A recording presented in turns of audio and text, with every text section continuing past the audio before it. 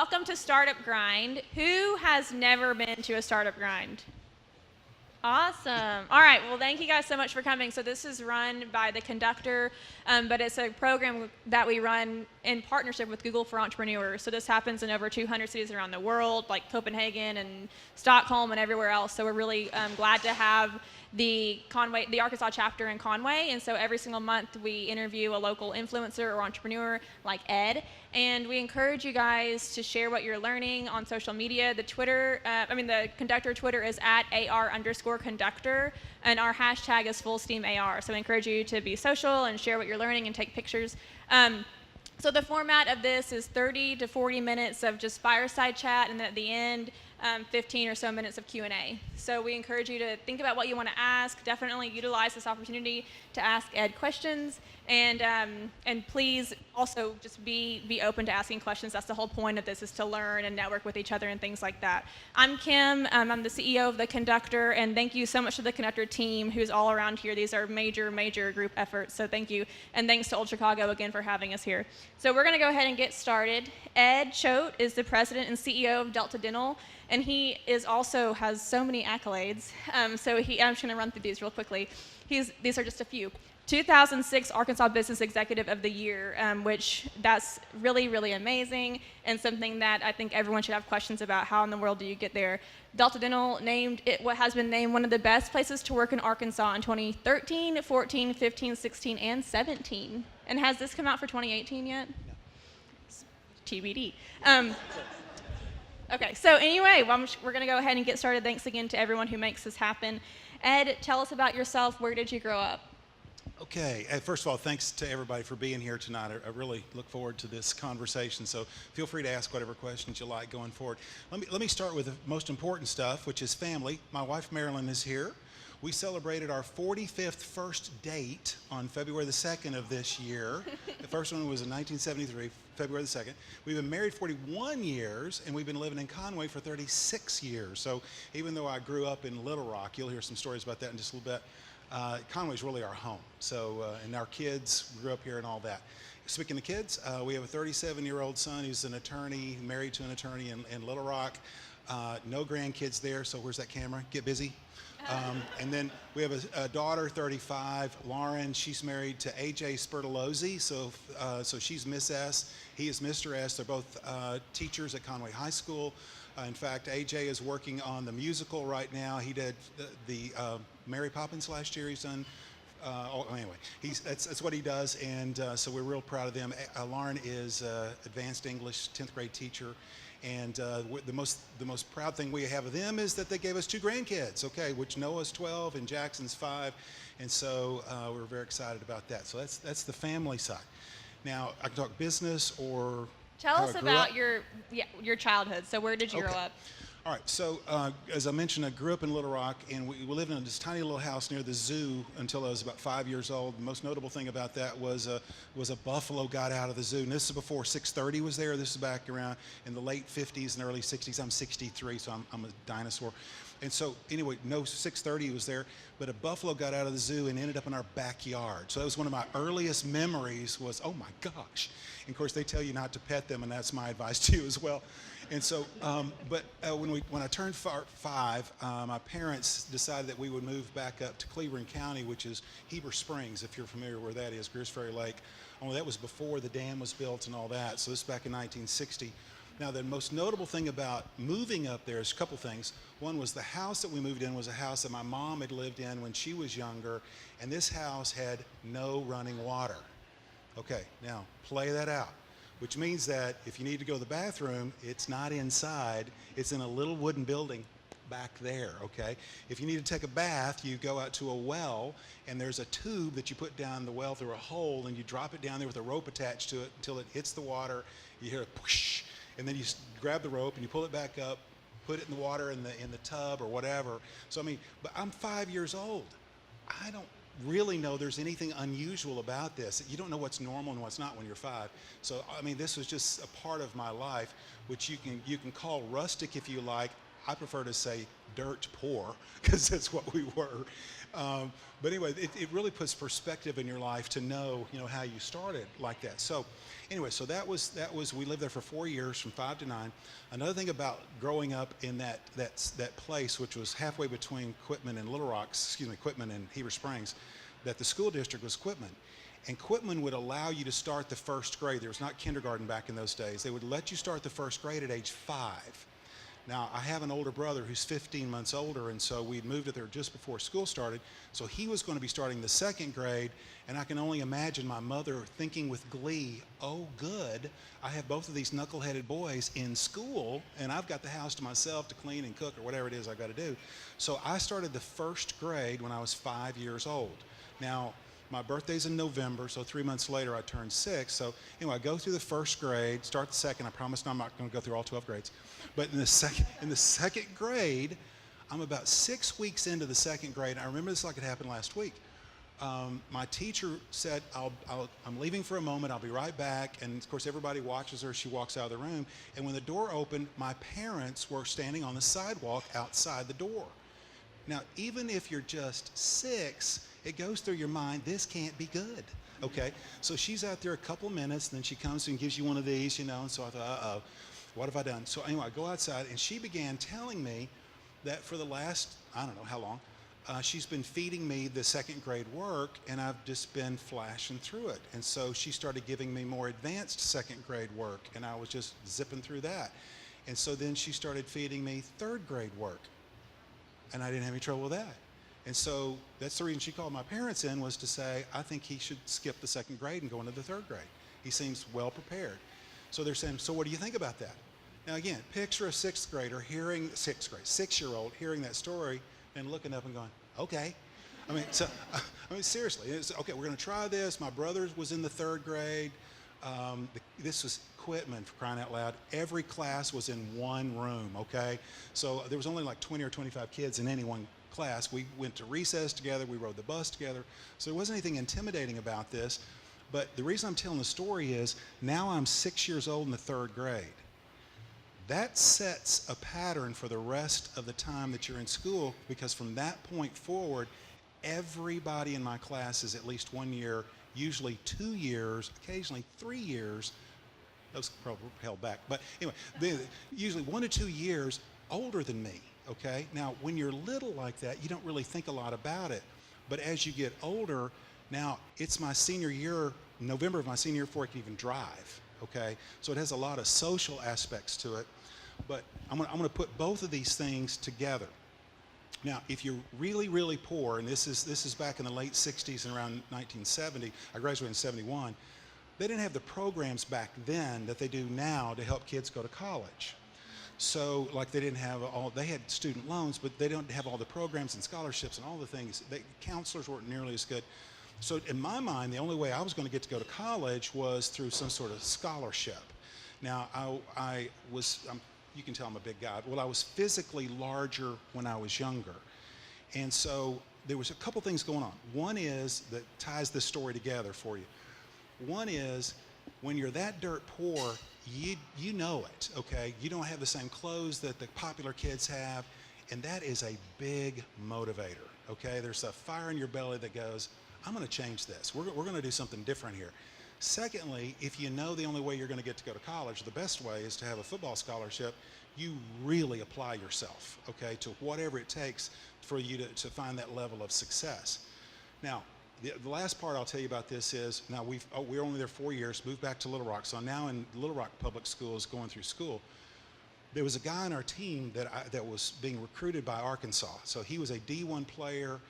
Everybody in the South was going to be looking at his film because he was going to be recruited by a lot of different teams.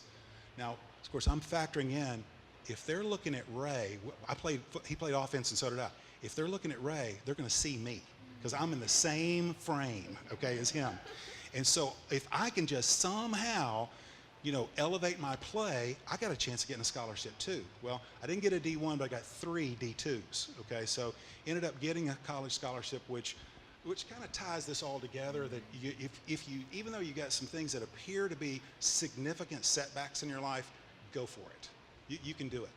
I have a follow-up question to this. So, have y'all heard of the gift of a year, that term? So, this is like a theory in parenting where if you have a kid who is on the borderline of they can either be the oldest or the youngest in their class, so that they should be the oldest because they'll always be set back their entire life if they're and they talk about sports and there's like stats that you're more likely to go pro if you're the oldest in your class your whole life. So when you were telling me this the other day, I kept thinking you are totally going against all those stats because you played college, you got scholarships, and you did better than people you were younger than. So I mean, what do you think about that? As far as did you ever have any insecurity because you were younger than people, or did it just not even cross your mind?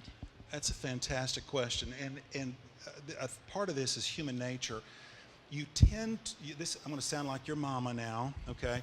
You tend to behave like the people that you're around, good or bad, okay? Right? So if beginning at age 6, you're surrounded by people age 8, you begin to think like, talk like, act like people that are older than you. That doesn't mean you're socially or emotionally more mature. It's more behavioralistic, okay? But it can affect those things. Um, I honestly don't. I honestly didn't think a lot about it, probably until I got in high school. And you're trying to figure out these things in life, and of course that time junior high and high school is difficult anyway. Plus, you girls are always a year or two more mature than guys, even if we're the same age. So there's some things that are challenging about that.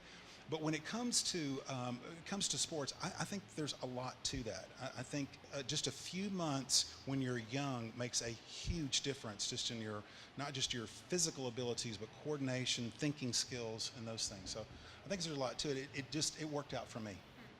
Okay, so what'd you do after college? Okay, well, so let me stay in college just for a second. Okay, so I was now again, I'm 16 when I'm going to college, so so I didn't exactly have the most focused life, when it comes to college at 16. So I'd say my freshman year and first part of my sophomore year was sort of unfocused. I mean, I went to class and I did things you're supposed to do, but I really didn't know what I was aiming for. Okay, but met Marilyn, and so that started coming together. And hadn't got a new roommate who was majoring in accounting, and I thought, what's that? So my first accounting class, sorry for you accounting majors, I was going, oh my God, this can't be what business is about. But started getting marketing and management and other classes, and all of a sudden, two things happened. I'm starting to see this is what I love. I love the study of it. I love the ideas of it. Marilyn and I are starting to think about our future long term, and so you kind of start seeing your life coming together, like that, which is a huge motivator. So anyway, I majored in business management, minor in economics. And when you're a senior in college, you go through all the interview routines. And so I was interviewing anybody who would sit still long enough for me to talk to them. The best opportunity that I knew of anywhere. Now I went to school in southern Arkansas, down in Magnolia. Okay, so this is southern Arkansas in 1975. Just put this in context. The best job I knew anywhere was Georgia Pacific. Had an industrial relations position. Now GP is a Fortune 500 company. I mean, that is like a ticket to heaven right there for a kid like me. So I interviewed for the job. I won't get that. So I kept looking around. They came back for a second interview, offered me the job. Okay, so I'm thinking, okay, I'm set. So moved to Crossett. Okay, and I want to be very sensitive. Anybody here from Crossett? Family in Crossett? Okay, yeah, all right. Crossett's a great town. 1975, there was not a single brand restaurant in town. There was nothing that was branded. In fact, it was intentional. The local merchants wanted everything to be local merchants' business. So it was really hard for a then 20-year-old kid who just graduated from college to have any kind of life outside of work at all. So I'd head over to see Marilyn. She was teaching in Camden, but living with her mom and just outside of El Dorado. But I'm working for GP, great company, but it's a paper operations. Now that's a nice way of saying paper mill. Now in 1975, that did not smell good at all. Now some people who work there said it smells like money. Something happened to their nose along the way, I'm not sure. But what happened to me was my apartment smelled like a paper mill, my car smelled like a paper mill, my clothes smelled like a paper mill. So I go over to pick up Marilyn for a date, and she goes, "We're not going in your car." So And I understood. And so I thought, is this where I want to spend my life? Okay. And it's a difficult decision to make when you're 1 year out of college. You've got your dream job for a Fortune 500 company, and you're going, okay, let me picture myself 5 years, 10 years down the road. And I just couldn't see myself there doing that. So I was talking to a friend who's living in Little Rock, or actually a friend's father, and he said, I'm not going to name the name of the company because I'm going to tell a story that's not complimentary in just a second. He said, I work for this company. It's also a manufacturer. It's a great opportunity. By the way, my starting salary at GP was $8,400, okay? Now, if you're broke, that sounds like all the money in the world until you have to pay rent, pay car payments, and that stuff. Oh, and there is that eating thing. And so it wasn't a lot of money. And he offered me $12,000 a year. Now, that is all the money in the world, you know, when you're making 84. So I moved back up to Little Rock, and this company, let's just say at that time in its history, corporate history, was not well managed, had serious cash flow problems. They were pushing product out to their customers well before they were needed to go out. Their quality assurance was not good. My job was customer relations. So my job was to talk to those customers with their new product, find out what was wrong, and fix it. So after about 3 months, I'm being real candid with you here, I was saying to myself, I'm too young. I'm too impressionable. I've only been out of college 1 year. I don't want to learn business from these people. I need to get to a better place, and I don't know what that is, and I don't want to job hop. So I called my coach back in Southern Arkansas, and I said, hey, could I come to be a graduate assistant for you? I want to get another degree in business education, and I want to go back and teach and coach. Marilyn and I hadn't gotten married yet. And I'm going to go back and teach and coach. I want to work with kids for a little bit. And then when the time is right, I'll get back into business. And he said, you can't start before Monday. So I went back to Magnolia. I was a graduate assistant, and I'd played tight end in college. And so they asked me to coach the tight ends. So I worked for them for a year, got a second degree in business education. And then I got hired at Parkview High School, which is where I graduated from high school in 1971. This was in 1977. I was hired to be a football and basketball coach there. Now, I can't spell basketball, okay? I knew football really well, but I could roll the balls out and, you know, tell them if it was a foul, but that was about it. But it was a great 3 years. I had a terrific time working with kids and really enjoying that. And along the way, we won a high school football championship. We won a high school basketball championship. I was the coach of golf and tennis. And the rule for that was if you can't beat me, you can't be on the team. I mean, that's how bad I was. But I had the male golf champion and I had the female tennis champion. And I didn't teach them anything. But it was great. So anyway, starting the third year, or about halfway through the third year, Marilyn announced that David was on his way. So I said, okay, I'm good for my word. I'm going to leave coaching. And so I left Parkview. But here's where networking and friendships play in. We lived in Maumelle, and I was playing basketball one night with a friend of mine, and with several friends of mine, but this is in between pickup games. And he asked me what I was going to do for the summer because he knew I was a coach, and he wanted to know what I was going to do. And I said, well, I'm going to look for another job because we just found out Marilyn's pregnant, and so she's due in August. And so I've got a business management degree, and so I'm going to go look for another job. And he said, hey, I work for Blue Cross. We've got an opening. I'll get you an interview. I was the 45th person they interviewed for that job. Ashley, that's a lot, isn't it? It may even rival how many you interview. But anyway, they hired me for that job, and that's how I got started in this business. So I went to work for Blue Cross. Am I answering your question, by the way? Yes. Okay, all right. I kind of lost track of what the question was. They asked me what I did after college. So anyway, I worked for Blue Cross for 10 years. And I want to talk to you just a little bit about these jobs, okay? Because I've told you I worked for a Fortune 500 manufacturing company, then I worked for a small manufacturing firm, then I worked for a university, and then I worked for a public school, okay? Vastly different business experiences there. Well, I taught business classes in the day and I coached at night, so that's why it's still business. So now I'm going to work for a market leader, a very large company that had about 2,000 employees in 1980 when I joined the company. My job was to work with their existing business. I was account executive, so I worked for their existing businesses, help solve problems, much like Emily does here for Delta Dental. And anyway, that was my job, and I was part of I'm going to call it a flight of new employees that Blue Cross was hiring to rebuild their sales and account management area. So there were several of us that were very similarly aged and positioned, there's mindset, that all came in about the same time, which made a very competitive environment, which was good, okay, because we kind of drove each other through that. But I was really fortunate that I got promotions quickly. In fact, a quick little story here.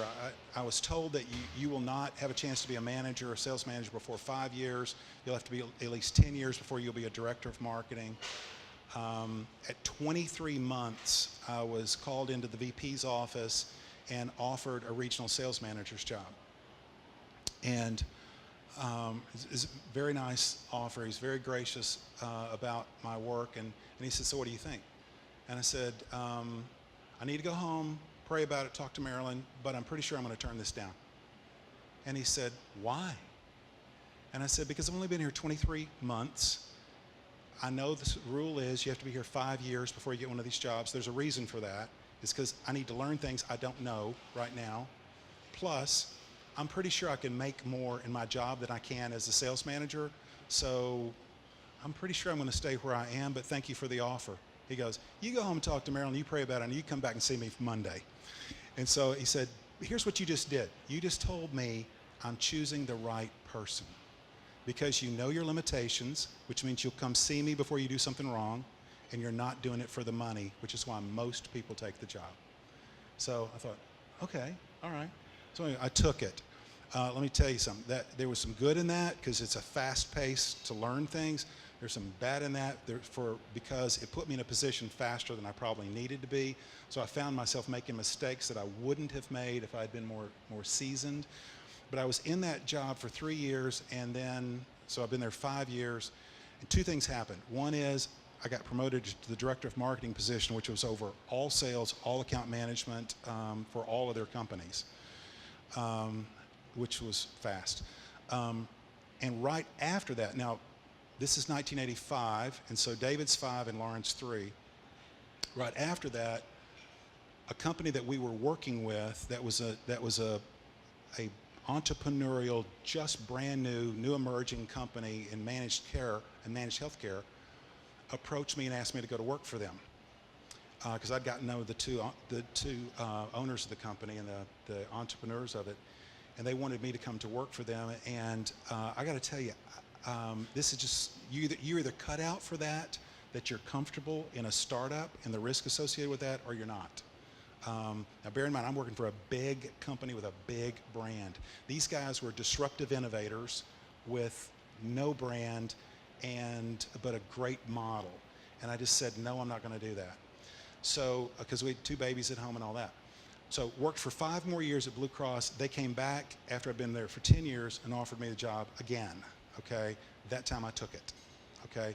Because I'd been at Blue for 10 years. I was ready to do something different. These guys were on the leading edge of something really different. They were building healthcare networks in non-urban markets, which won't mean anything to you now because healthcare networks are everywhere today. But in 1990, they were only in urban markets. These guys were doing it for major manufacturers who had plants in small towns. So they were very much a disruptor, highly innovative. Everything they did was probably the first time anybody had ever done it anywhere in the country. And so it was a huge intellectual opportunity as well as business opportunity. Now, the good in that is that it's really stimulating intellectually. The bad in that is at Blue Cross, everything's already been built. Everything's already there. If you want something, you go to the shelf and you pull it off. And oh, wow, there's a process and procedure, there's rules, there's guidelines, there's manuals. At this company, if you want it, make it, build it, write it, okay? And then we'll market it, okay? My boss, who I'd go with, who's one of the entrepreneurs, he always wanted somebody to go with him because whatever he promised, he knew somebody had to deliver, and he knew it wasn't be him. And so it was. We were always doing things that had never been done before. So I've said that already. Anyway, I was at that company 9 years. During that 9 years, we had 4 different majority stockholders. 4. And we had 3 different names, so we were acquired 4 times during that 9 years. First one was closely held. Second one was publicly traded. Second one was private equity. Third one was publicly traded. And then that was the end when I left after 9 years. So huge differences in ownership and how they took our company and tried to put it inside of them and use us in different ways. I can talk more about that, but I'm spending too much time on this story. There's some really good things about that because you learn a lot about different models and different strategies and different ways people employ assets. And then there's catastrophic failures that go with that as well, that are great learning. In fact, the failures are much more instructive than the others, as you might expect. So anyway, after 9 years at that company, there was a young guy who, this is a Conway connection, who we had hired as a graduate of Hendrix, right out of Hendrix. He had worked for us about 5 years and just rocketed through the firm, and then was hired by a hospital management company. His name's John Glassford. He works for Blue Cross now. He's the CEO of Health Advantage. And John was a spectacular young guy. I worked with him in lots of different ways, but never really doing anything other than trying to help a young guy, make it through the company. So John left, and then about 3 years later, this same guy calls me and says, could we have lunch? Sure. So we went, and he offered me the CEO position of a small managed healthcare firm called Novus's. Now, a couple things about that. Typically in larger firms, even if they're, in most firms, there are silos of companies. You're in technology, or you're in sales, or you're in accounting, you're in manufacturing operations. And so for someone to see you excelling in not just one area, one silo, so to speak, but to say, this guy can be the CEO over all of it, that's a breakthrough. We all have to have that somebody who believes in us enough that you can do more than just this, you can do all of this. That is a big gamble, okay? So that, and remember I told you, that came from networking and friendships and relationships that you have with companies. You never, ever know who that person's gonna be, because I didn't see this coming at all. Secondly, I asked him why. Why are you offering me this job? The answer was that company had been formed 3 years before. They had $7 million of initial capitalization, and they'd lost 6 of it. They had never lost less than $1.5 million in any one year. We have $1 million left. We need somebody to turn the company around, and we think it's you. Will you take the job? And I said, oh, wait. You need a highly experienced turnaround CEO to do this. Why in the world are you talking to me? I mean, when you're in this situation, you got to ask dead-on questions. You can't be bashful about anything, okay? There's no out of bounds of a question in a situation like this. His answer was, this is a hospital management firm that he works for, okay, tenant. And he said, we know how to make people CEOs. We do it in the hospital world all the time. What we don't know is what you know about managed care. So we'll help you be a CEO if you'll help us turn this company around. So I said, how are you going to do that? He said, every Friday morning for an hour, the 2 guys from the executive committee will meet with you every Friday, and we'll talk about business strategy, business execution. We'll help you think through problems, and we'll do this. So talked to Marilyn, talked to the kids, said, boy, this is a big gamble, prayed about it, did it, okay? Again, that company never lost less than $1.5 million in a year, so their negative cash flow was somewhere in the neighborhood of $150,000 a month to $100,000 a month, somewhere in that range. We lost money for the first 6 months with cash flow positive in month 7, okay? So fast. By the way, when you're in that situation, you do not hesitate to make really tough decisions. You can't. The decision that goes soft on you can tank the entire company. So if there's somebody who's not contributing and they're just not a fit, and I don't say this in a harsh way, if you try to save the person who's not contributing, you can cost everybody else their job. By the way, there are only about 28 employees in this company, a small company. So anyway, cash flow positive by 7. I was there 13 months, and we were about 2 months away from being cash flow positive from the beginning of time that I was there. So anyway, great. And this wasn't me. This was everybody in that organization. So, but it was really a breakthrough moment for me, just as being a new CEO, huge challenges, and then having a chance to do something that everybody thought was not possible. By the way, we had no more cash calls, no more. I mean, we really had a good run there. Should I tell the little company story that I told you? All right. If you're comfortable. Oh my gosh, these are way too long stories here, so I'm sorry. So this team that's turned this, by the way, Novus is now Centene. Centene bought them. So if you know Centene, that's the company I'm talking about. So this is about 12 months in on this job. The guy who was the CEO and founder of the company I was talking about before that started that small managed care firm came to me and he said one of our colleagues had invested in America Online. I know that hit its peak and gone before most of you were born, but he invested in America Online back in the 90s, and he had made $7 million in America Online. So it was the innovator of email. It was the creator, AOL. Yeah. In fact, when I talked to Larry, sorry, AOL, yeah. So the guy's name's Larry Shore, and Larry was our technology guy, and he was also an epidemiologist. And one day I'm having a beer with him talking. I'm saying, Larry, what's new in your life? What are you doing? He said, you ever heard of AOL? He called it America Online. And I said, no. And he said, are you familiar with email? Now, I know that makes me sound like a million years old, but my answer was, no, what?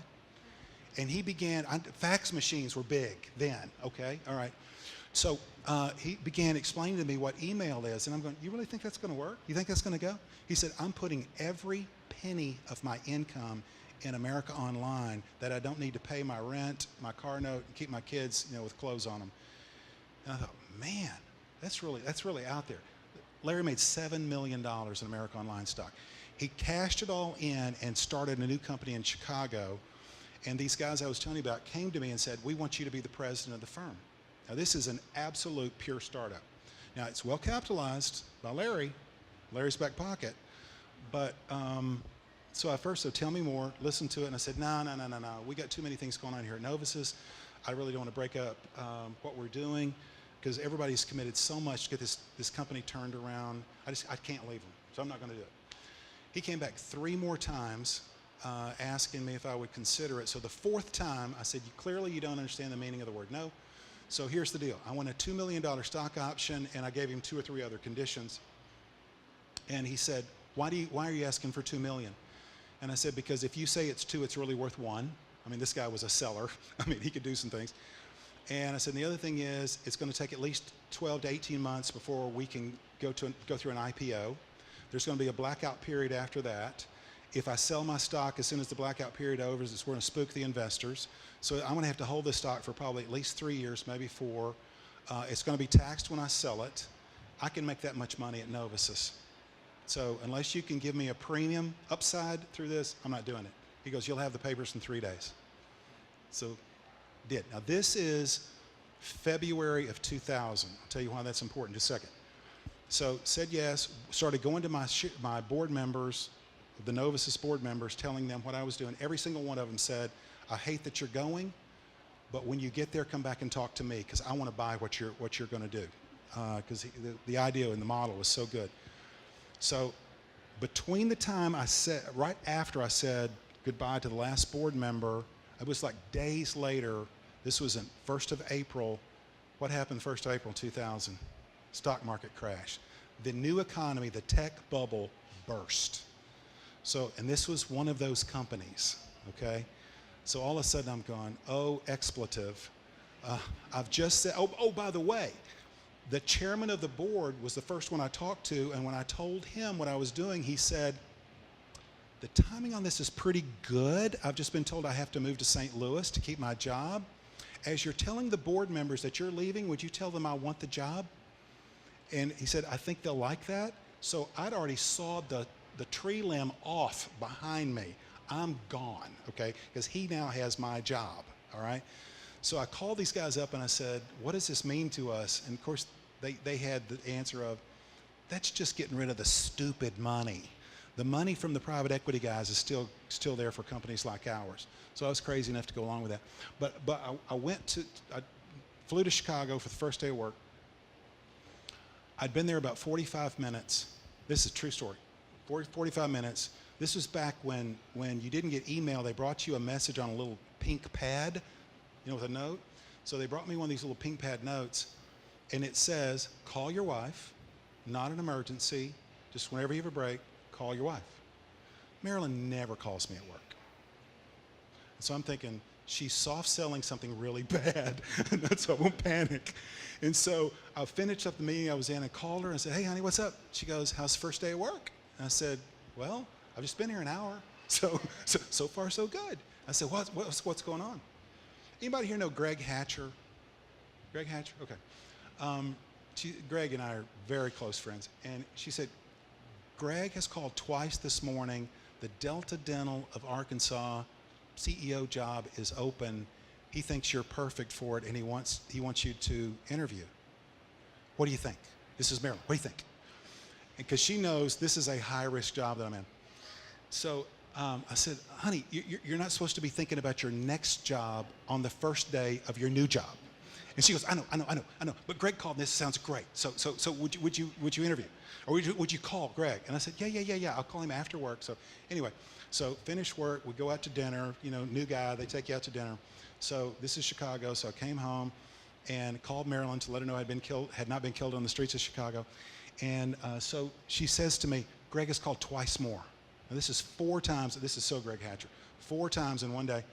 And she said, he just wrote a book. He's been flown to Fort Smith to talk to the Baldor people about his new book. They're flying him back on a private jet. He'll be back in at about 9:30 tonight. Would you call him at home? He'll be up until midnight. I said, yeah, I'll call him. So I called him. He told me about the Delta job. This is my first day on the new job. So the next day, I'd already picked up this company, great business model, fantastic business model, terrific people they had assembled, so a great team of people. But there are times in the business cycle that you're ahead of the curve, that the market isn't ready for what you have to sell yet, okay? You better have a lot of cash if you're in one of those situations. The other thing was they had a cash burn rate of $400,000 a month, and they didn't have a penny of revenue. And the private equity guys had gone cold because of the market crash. So my fear was, and I told them, and these are all friends of mine, I told them, I said, guys, beautiful business, great business plan. Someday this is going to be a success, but we're going to run out of money before we can launch it and get it where it needs to be.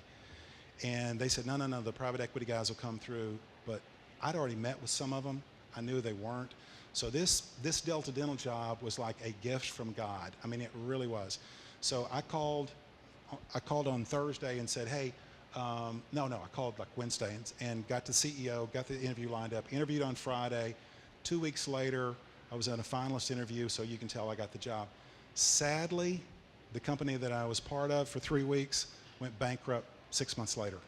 So not a nice ending to that story, but there are times when you just got to trust your gut and your instincts to say either this one's got the juice to make it or it's not, and you have to make some decisions about you and your family and do the right thing. And this happened to turn out for us. So anyway. And I have a follow-up. So relating to that startup, the final startup, and your second job out of college where you didn't love the management. Yeah, right. What for you was the moment where you were like, okay, this is not what I, because that's a hard decision. A lot of people would just stay and just kind of try to make the most of it. So what's your advice for when to leave a place that's not meeting your needs? That's a great question, and it really does get back to what I was saying a moment ago. You have to trust your gut. I mean, there are times, you sometimes will go talk to people in your life and you'll say, I've got this opportunity or this opportunity. It could be marriage, it could be at work, it could be relocation, it could be a lot of different things. And you ask people that you think may have some wisdom about that. to give you some advice, and often they'll say, follow your heart, right? There are times when you will feel this is not right for me anymore, okay? And it can be a lot of different reasons. But when you start getting that feeling, you've got to listen to it, okay? Now, that doesn't mean you bail tomorrow, but you got to start thinking about, why does this exist? Now, there are ups and downs in business, right? I mean, there are great days, there's great times, and then there are really, really hard times. So just because it's hard doesn't mean you bail.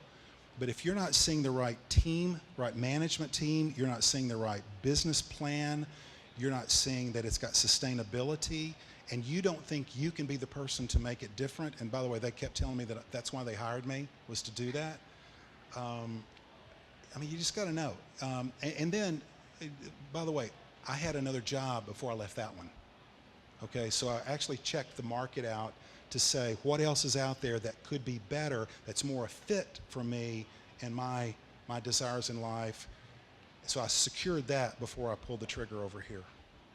For the out of college or for the? Yes and yes. So question about, how long were you at that job, your second job out of college? 3 months. So, and you said, so were you not, is one of the reasons you switched career paths completely because you felt like 3 months wasn't long enough to stay at one place? And what I'm getting at is, do you think that it's true that you need to be at a place for a year? No. Okay. What's your feeling on that? If you're hiring someone, do you judge someone based on how long they were at companies, or do you take? What are your thoughts on that? Now. Okay. All right. So great question. By the way, so Blue Cross for 10 years, Novasys 9 years. Bergen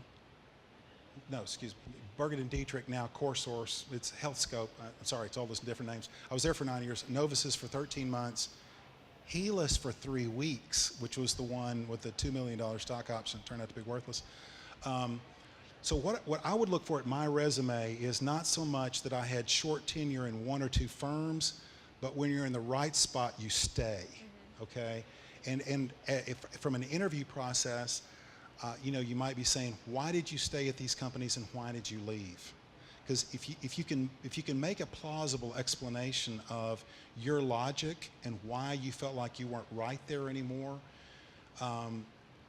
be ready for the next question is, why do you think you would be right here? Why do you think this is the right job for you? What are the elements that you think are going to motivate you and keep you around? And by the way, when I interviewed for the Delta Dental job, I was still at Helis and I'd only been there a week. Okay, so the board at Delta Dental's going, what are you doing? Okay, you just left Novasys, which was a spectacular success. You took this job with Helis. Why are you talking to us? So I had to answer that same question myself and satisfy them. So is one way to mitigate that to switch career paths completely, like the coaching thing? I mean, is that one of the reasons you went into coaching, because you were like, I'm just going to try something totally different and see where that takes me? Okay. The logic there was I really wanted to stay in business, but I didn't. Anybody in here a business management major? Okay, jack of all trades, master of none, right? Okay. Unlike accountants, unlike technology, where you've got a very pre-med, okay, very specific career path. So I knew I was well trained from an academic standpoint, but I didn't know what I wanted to do as a job. And so I'd already made a mistake by taking this one. So my confidence happened to be a little low at that point about I didn't know how to choose the next one. So I thought, instead of just job hopping to try to find the best job, let me go do something I know I want to do that will fulfill my heart, which is to work with kids and that stuff for a little while. And I really thought, I'll get to work with kids and I'll get to meet their moms and dads. And maybe one of them will be the link to my next job. And as it turned out, it didn't happen that way, but it happened through a friend who said, I've got the answer. Okay, well, I didn't want to harp on that, but No.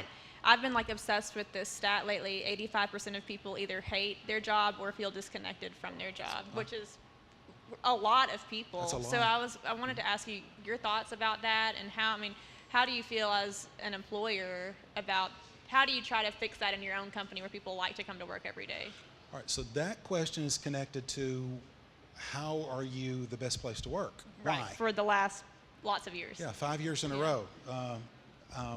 And by the way, you can count on one hand the number of companies that have been best place to work 5 years in a row. Okay, there's not many of us. And they've only been doing it 5 years. So there's that too.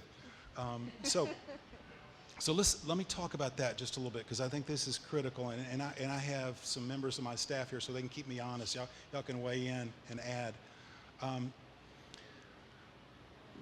We believe in engagement of employees, and engagement simply means that people feel like they're making a significant contribution, that what they're doing with their time at Delta Dental is making a difference in their own lives, the lives of their family, and the people that we serve. That's a big ask, okay? Because work is work, after all, okay? Part of that is the culture that we have. So let me talk about what our culture is and how I believe that we've achieved it. And I'll give you an example of what it is. And first of all, we just do it this way. I meet with all new employees somewhere between 3 and 6 months of them working for Delta Dental, and I have lunch with them. And there's usually about 8 or 10 of them. I ask them, first of all, congratulate them for working for us, coming to work for us, and getting a job offer. And the reason I need to congratulate them is usually they're 1 out of 100. We are very selective, okay? So, and they look at me with these big eyes like they had no idea that we had considered so many people before we chose them, okay? I want them to feel special. I want them to feel that they're there for a reason, okay, because they are. Then I explain to them this. The process we go through to choose you, and by the way, you have your own selection process too. You didn't have to come to work for us. You chose us out of all of your options, okay, so thank you for that. But we chose you through this process. We have a job opening. The first thing we do is determine what are the job responsibilities for that job, whether it's the CFO or it's a claims processor or customer service. What does it take to be successful in that job? And so we identify the competencies that person has to have, skills and experience, okay? The next thing we do is we identify in our minds our core values. By the way, our core values are treat people with respect, act with dignity, provide world-class service, and be involved in your community, okay? Now, the first two is how you treat other people, okay? Are you a good team member? Are you a person that we want to work around and work with? The third one, world-class service, and this is the best way I can explain this to you. We will never ask more of you than you will ever ask of yourself. Anybody ever said that about you? You ever thought of that about yourself? Okay, that's the person we want. Because if you'll treat people well and you're respectful and act with integrity in our organization, and you are a person who's only satisfied with world-class service, all we have to do is give you training for your job, give you the resources that you need, give you the direction of the organization, and we turn you loose. By the way, we have 3 perfect examples of that here. These 3 ladies that are with me here today are perfect examples of unbelievably spectacular world-class service. Now, the involvement in the community is just more about, do you want to make a difference in life? You know, do you want the work that you do to mean more than just the work, that you actually make Arkansas a better place to live, to work, and to raise a family? That's important to us. So if you take those components and you have an attitude of nurturing people, okay, in jobs, then you have a person who is probably going to be well trained, they're going to be well positioned for their job, and they're going to feel like they're making a difference. Okay, so that's sort of the backdrop. So I'm in this lunch meeting with our new employees, and I ask them, when you are at a party or at a function of any kind, something like this, and some friend of yours says, hey, I just went to work for so-and-so, and I love their culture. What do they mean by the word culture? I'll get 6 or 7 different answers, and they're all correct, okay? Every one of them are right, okay? They'll talk about atmosphere, feel, they'll talk about the way the company operates, the way they treat people, and all these, okay, that's absolutely right. Now, define for me or tell me what the culture is at Delta Dental. And all of a sudden, they start telling me how nurturing, how caring, this is my family away from my family. And I just love my coworkers. My supervisor is so great to me. So I'll get all those comments, and I always get them, always, okay? So my next question is, who is our biggest customer? It's Walmart. Walmart represents about 2/3 of our company, okay, in terms of people that we serve and the revenue and all this stuff. I mean, it's well, if you work with Walmart, they are your biggest customer. There's no question about that. Okay, so my point in saying that is they have outrageous performance guarantees. The words world-class service defines the relationship you must have with Walmart, okay? Because everybody in the world in the dental space wants what we have, which is them, okay? So I say to them, you have these huge performance guarantees. You have to nearly operate at perfection in order to hit them every day. Line up for me this nurturing, caring, family-friendly description that you just gave with the extreme high performance that we require of you. How does that happen? And they tell me. Now, this is an employee who's worked for us 4 months, 5 months. If that person can tell you how it works, that means it's working top to bottom. It isn't just something we say and put on a shelf. And by the way, it is what I just said. It's hiring the right person, having the right expectations and being clear with them, giving them the right training and resources. People will make mistakes. Do not have a perfection attitude. Everybody's going to make a mistake. Nurture them, train them, teach them how to do it right, and let them go. Now, here's the next thing I say to them. I hope it doesn't happen today, but probably in the next month or two, you're going to see where we let somebody go. And it may be somebody who's your friend. It may be somebody who's your coworker.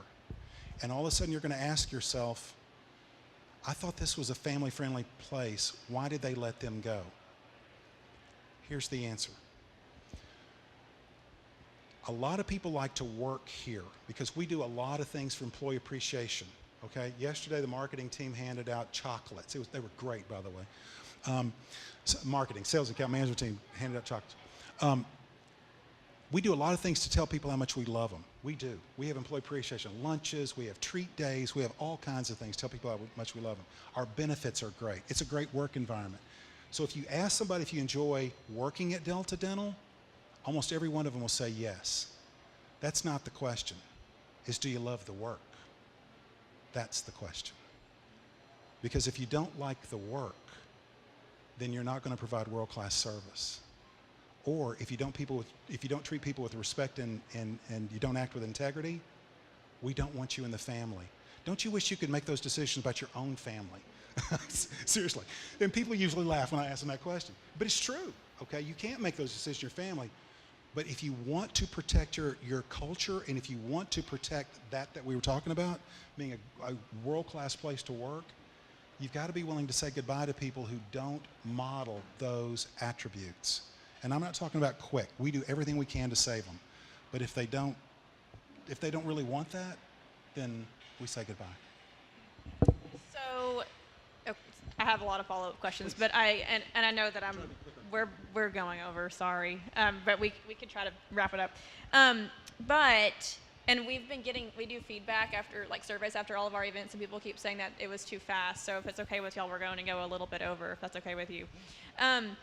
But I'm curious where this came from, the idea of the high performance plus the family values. I mean, is that something that was important to you personally, or is that something you saw at another company? I mean, why was that the culture that you wanted to create at Delta Dental?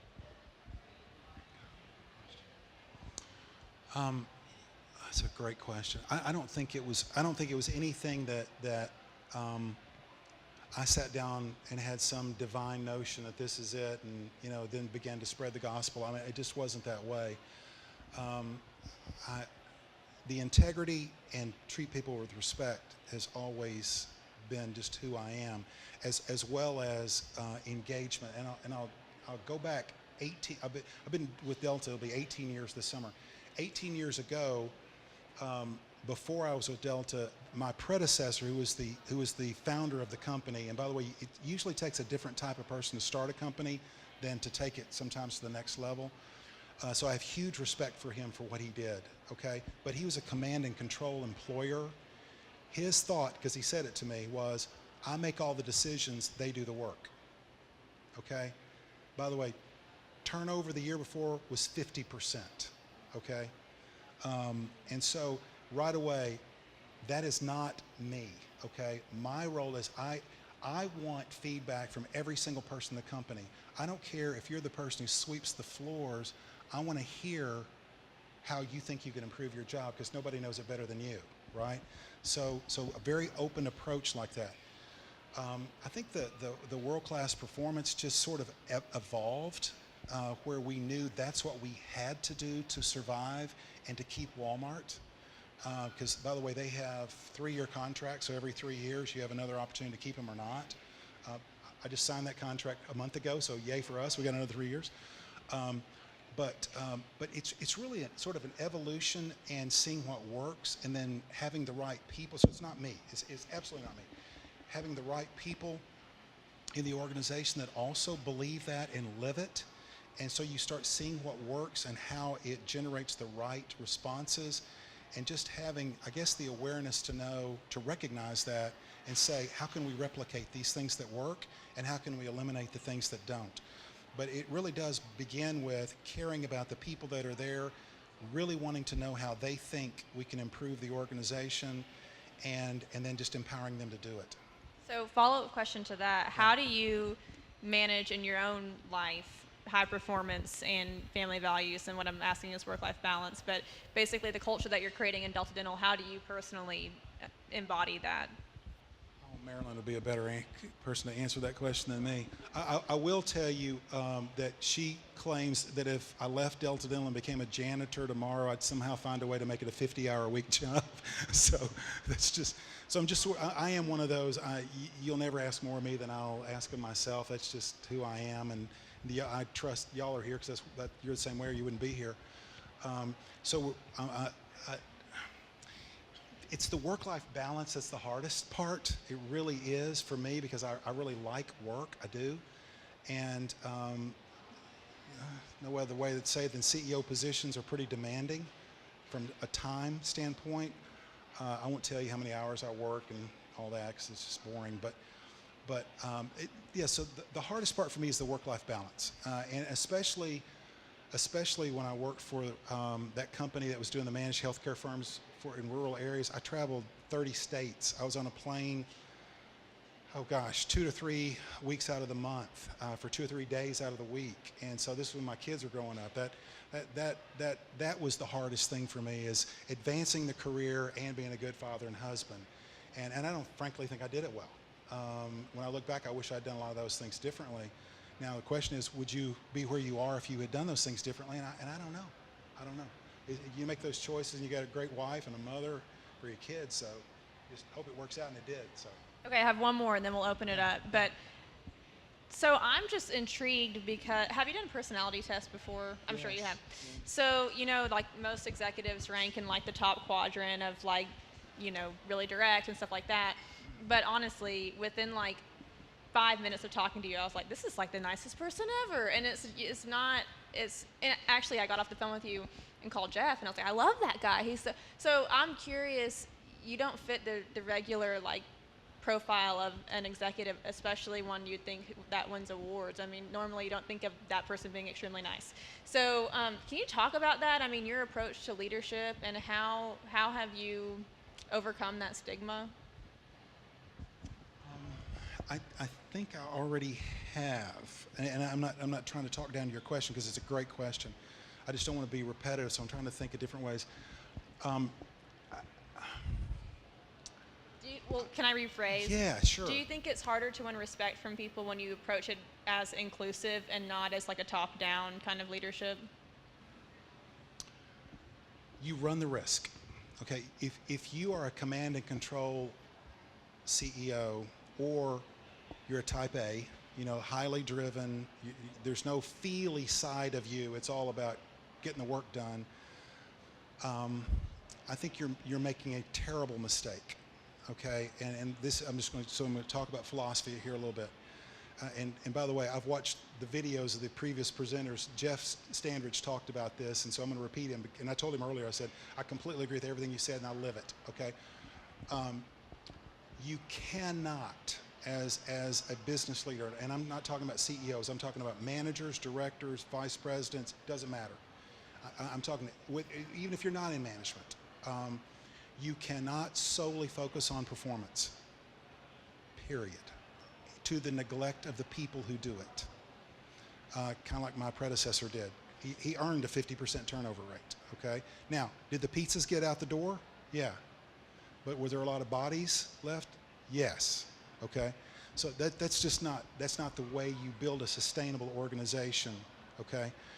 So I believe it's an equal focus on performance and respect and relationships with people. Now, why does it have to be equal? Just old Chicago, let's take them, okay? If all they focused on was the very best pizzas and cold beer possible, when Jordan, not that she's a cold beer kind of girl, but you had one, okay. But anyway, if they focused on just great pizzas, but they didn't care anything about the people, you know, you're just what I need to get the pizzas out the door, how long do you think they'd be able to maintain producing great pizzas? And by the way, those people serve you at the tables. If they're disrespectful, they just want your order. I'll slop it down on the table, hope you like it, tip me when it's done. How long does this place stay in business? Not at all. Now let's flip it the other way. World's best, kindest, loving, giving people that you've ever met in your life. You know, they hug you when you walk in, you know, take you to your table, tell you about the menu, encourage you to buy or select what they want, but then when the food comes out, it's cold and bad. See what I'm talking about? Those are extremes, but that's what I'm talking about. You have to nurture both, and it takes an equal focus on both. And so with that, you get people who, and you've got to hire right. You have to, that gets back to what I said before. You have to understand what the job responsibilities are. You have to make sure that people understand what we ask and expect of them. You have to celebrate and reward them when it happens. By the way, that's another big part of this, is have ways of recognizing performance and celebrating it. What's the best way to celebrate? Okay, now we have free food all the time. In fact, I've said to people, if you're losing weight at Delta Dental, it's your own fault, because we've got comfort foods going on all the time, okay? But the best way to say thank you is cash, okay? But you need to link it to performance, and some of the performance is team building and team engagement and involvement, right? So what we try to do constantly is give people feedback on how are we doing, how are we performing, here's what I love about what you're doing, could we change this? And by the way, you can do that nicely. I know many of you follow the NFL. By the way, if you want to talk to anybody about the NFL, my wife's right there. She is the resident expert on the NFL. But Tony Dungy was a coach with Tampa Bay, almost got a Super Bowl there, then went to Indianapolis Colts with Peyton Manning, won a Super Bowl there. He's a commentator now. Tony's a fabulous human being. And Tony is a person who said, if I have to shout at you or curse at you, I don't need you. Now that was in the NFL. That's just a way of depicting. We shouldn't have to treat people with disrespect. You shouldn't have to be a type A. You should be able to care about people and show it, but also say, I also care about providing world-class service, because after all, that's what our customers hired us to do. And if that's what you're interested in, come on, let's go do it. And if you're not, there's a lot of people who are interested in average performance. You can work for them and be very happy. So you can tell there's some rigid things here that we expect and demand, and as long as we're in those spaces, everything's great. If you're not, we'll have to talk. Awesome. All right, do you care if I take a couple of questions? Okay, questions. I was going to say, so sorry I talk so much. Sorry. Yeah.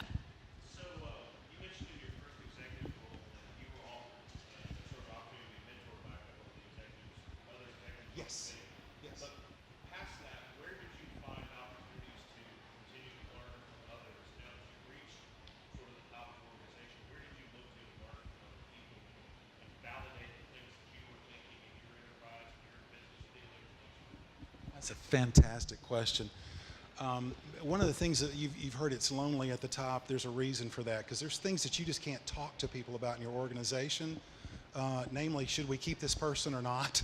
You know, are they contributing? I mean, you just can't do some things like that. So, by the way, the two people that were my mentors, one of them is now the CEO of Centene, okay? He worked for St. Vincent at the time. They were one of our hospital owners. The other is John Glassford. He's the CEO of Health Advantage. He worked for Tenet at the time. So these were people who weren't CEOs at the time, but were on their way, okay, and have proven to be spectacular leaders, okay? So I was really blessed with that. But your question was, outside of them, how did you continue? The CFO of that organization, she's still there. It's a spectacular leader. So I had somebody inside who could help talk about numbers, operations, and to think through, will this work in this organization? This is something that the market is demanding. Do we have the capabilities, system-wise, people-wise, to execute on this strategy? Because if we can, it's going to fail. So I had people in the organization that I could trust and talk to about those things and vet out problems. I maintained a network of connections with those other companies, which, by the way, is incredibly important. And read, listen, audio tapes. I'm a news junkie. I'm trying to constantly stay current on news, particularly business news, about what's going on. And so there's a lot of things that you can find that you listen to that if you're not facing a particular problem, it just may sound like an interesting story, but it's fascinating as you're trying to solve a problem and you're thinking about it and you're hearing something, all of a sudden you start seeing something that gives you this burst of thought. I'll tell you one other thing. I told you we lived in Conway for 36 years. I've driven back and forth to Little Rock for 36 years, okay? When there's 2 lanes and there's barrels and a lot, but I'm going to tell you the good news about that. The bad news is I did it. The good news is I had 45 minutes to an hour each way every day to think. If you don't have that in your life, find it, okay? Find it. Give yourself the ability to reflect and be very still about it. I mean, don't have you may be a person who needs to listen to music to help you think. That's fine. But turn the TV off and because you can get to really deep thought about something. My staff doesn't necessarily like this because we'll talk about something today and we'll be thinking, yeah, that sounds like a good idea. Let's do that. Okay. By the way, we have 220 employees. We had about 120 when I started with the firm. So we're small enough and nimble enough we can act quick. Okay. By the way, we have a top line of about $600 million. We have $100 million in net assets. We are very well capitalized, okay? So we can take bets if we need to. We can make changes if we need to. We can react as we need to. And so that helps. So you can make decisions, but then if I have 30 minutes of windshield time, it's like, oh no. What's he reconsidered? But anyway, so all of those things I think help you to mature your thinking in that. Did I answer your question? Okay. Any more questions? None? No questions? Yeah. So I have a question. I just clicked on into my 30s here recently, and I'm somebody who loves to work and also loves family and friends a lot. But here recently it's been shifted almost totally towards work. How did you find success in your work-life balance personally? Personally? Yeah. Oh. What kind of toothpaste do you use? How did I do what? What kind of toothpaste do you use? I think it's Colgate Optic White or something like that. Yeah, it's my 5-year-old grandson used it and he said, Papa, would you too? And I said, yes. So, God, that is so hard. I would say to the extent that you can put priorities around your time. There are times when you have to work 12 hours a day, whether it's at the physical work site or at home. Find time if you can to unplug. Marilyn has to sometimes tell me, put that down, okay? Let's talk, all right? And you got to respect that, okay? But with kids especially, it's important to be able to give them the time they need, be at the game, be at the dance recital, make those moments that you can count. By the way, I am not one who says it's more about quality than quantity. I never allowed myself to use that as an excuse. If I wasn't there, I wasn't there, okay? Now, I'm not criticizing anybody who believes what I just said, that it's more quality than quantity. I mean, if it works in your family, do it. That's just not me. I think I've got to be there for my kids, and I think they would say most of the time I was for the important stuff. At least they tell me that. Maybe they're just not trying to make me feel good. But you've somehow got to prioritize, because it's the work and the product from that work that enables your family to do and achieve what you want there. Okay, so you have certain objectives in family that work makes possible, and I think your family, if they see that as a good trade, then they're more forgiving for that. But it's just something you just talk about. Ask them. That's the other thing. If you ask your family, am I spending too much time at work? They'll always be nice enough to let you know. All right, we end all these the same way. What's one piece of business advice you would leave us with tonight? All right. So most of you are young here, so I'm gonna stage it this way. Folks at Delton have heard me say this before. You are applying for your next job every day in your current job. You cannot say, I'm going to just coast for a while, I need some time to rest. And maybe you do. If you do, just understand, I'm taking a time out on my advancement in my career, okay? You can't also wait till that great next job comes available and then put on your best clothes, make sure you're early, make sure you're attentive, and expect people not to remember every other day. It doesn't work that way. Here's how I learned that. Remember I told you I got hired at Georgia Pacific and I didn't know why?